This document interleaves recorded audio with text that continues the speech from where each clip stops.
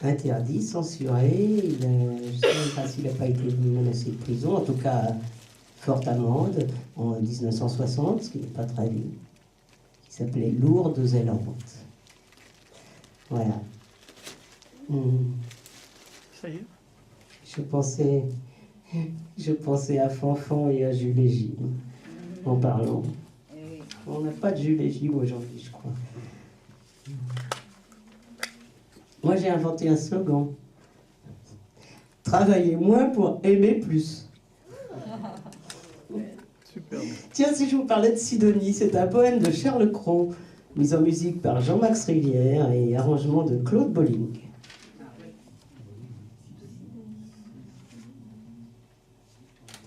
C'est bon, monsieur? C'est bon.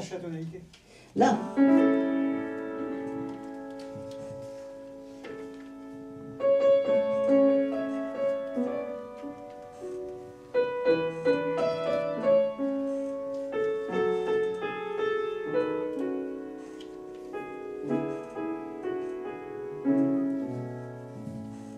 Sidonie a plus d'un amant, c'est une chose bien connue qu'elle avoue, elle fièrement. Sidonie a plus d'un amant, parce que pour elle être nue est son plus charmant vêtement. C'est une chose bien connue, Sidonie a plus d'un amant.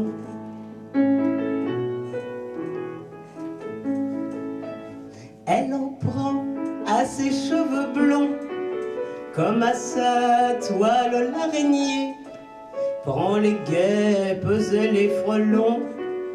Elle en prend à ses cheveux blonds, quand vers sa prunelle étonnée, il vole pauvre papillon.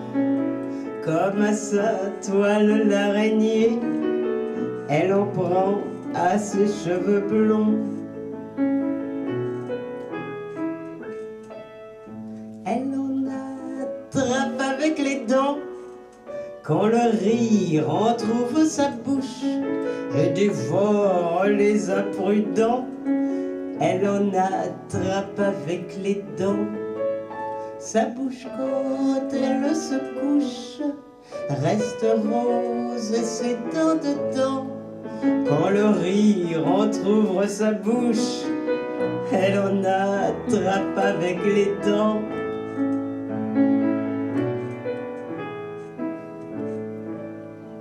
Sidonie a plus d'un amant, qu'on le lui reproche ou l'enloue, elle s'en moque également.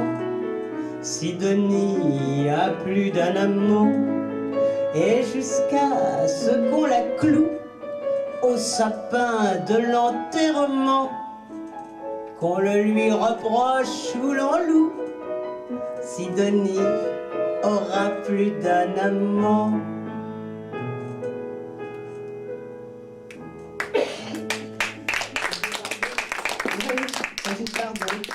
Dans quel film? C'est pas Dieu crée la femme, non? Non. C'est Vie privée, c'était un film de Louis Malle, je crois, n'est-ce pas, maître, qui retraçait quasiment l'histoire de sa vie avec les paparazzi qui lui tournaient autour. Voilà. Alors, puisqu'on parle de Brigitte Bardot, elle a chanté aussi. Bon, on n'a pas mis de Jules et Gilles ce soir, donc on n'a pas de Jeanne Moreau toute seule, mais on a une chanson, Brigitte Bardot, Jeanne Moreau.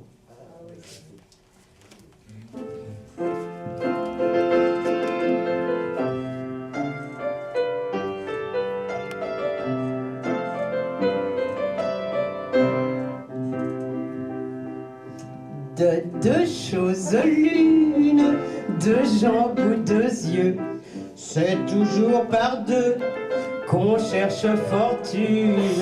Mais blondes ou brunes, à Paris font mieux. Une égale deux et deux n'en font qu'une. Ah, les petites femmes de Paris.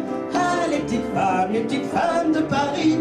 Ah, les petites les petites femmes de Paris. Ah oui, j'attendais. Au clair de la lune, deux cœurs amoureux font à qui mieux, maintes infortunes.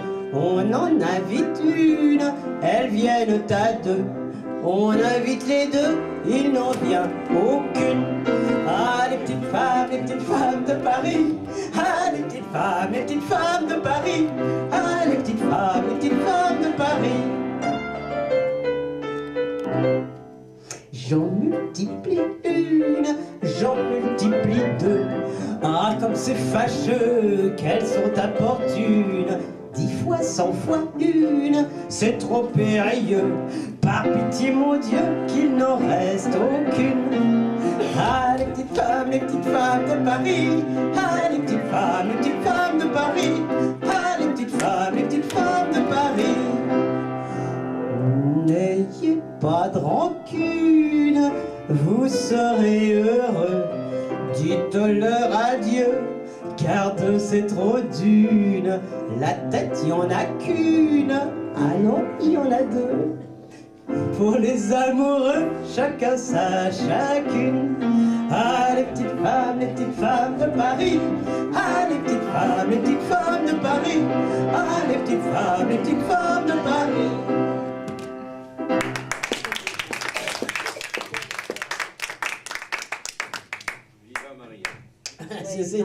C'est bien ça. Bravo. On s'achemine vers la fin de cette heure parce que on en a plein des chansons, mais t'es obligé de choisir. Choisir, c'est renoncer, c'est atroce. 3 petites notes. Ah oui. Cora Vauquer. Une aussi longue absence, un film d'Henri Colpi. Henri Colpi qui fut longtemps monteur de grands réalisateurs et qui tourna en tant que réalisateur ce film dont il fit la chanson, dont il écrit la chanson, qui est restée, comme vous le savez. Une musique de Georges Delerue. Merci. C'est la littéraire qui parle, il a raison. 3 petites notes de musique ont plié boutique au fond du souvenir. C'en est fini de leur tapage, elles tournent la page et vont s'endormir. Mais un jour sans crier gare, elles vous reviennent en mémoire. Vrai, elle était si jolie, si fraîche et épanouie, et tu ne l'as pas cueillie. Vrai, pour son premier frisson, elle t'offrait une chanson à apprendre à l'unisson. La la la la, tout rêve rime avec s'achève, le tien ne rime à rien. Fini avant qu'il commence, le temps d'une danse, le temps d'un refrain.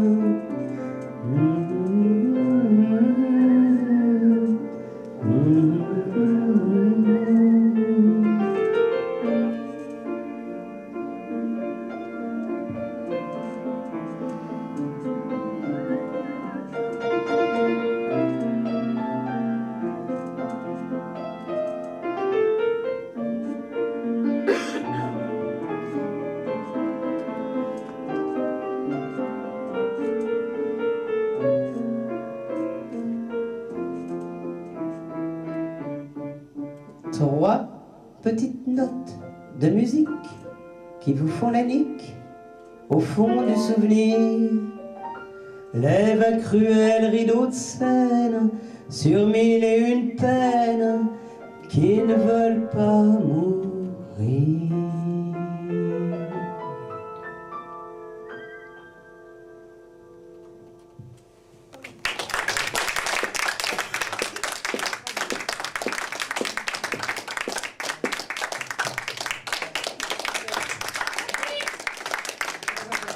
Patrick, non,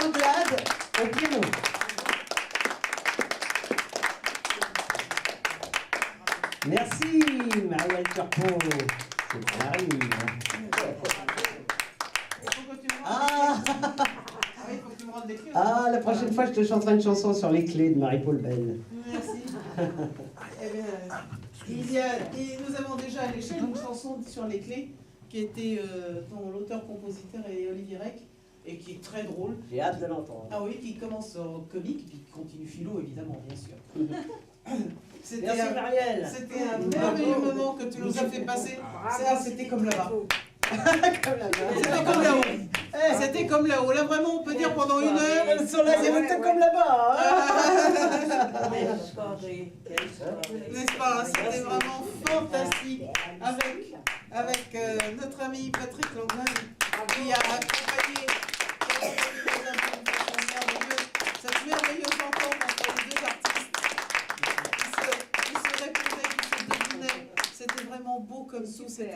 C'était splendide. Et puis vraiment, c'est vrai que bon, on nous dit toujours, oui, mais enfin, attends, tu sais qu'il y a eu des chansons qui ont été écrites après 1926 bon, mais c'est vrai aussi que ce sont ces airs-là qu'on entend à Montmartre, pour de vrai. Ce que tu as chanté, c'est ce que tu chantes là-haut. Exactement. Par contre, il y a un passage obligé que l'on vous a épargné, n'est-ce pas? C'est La vie en rose.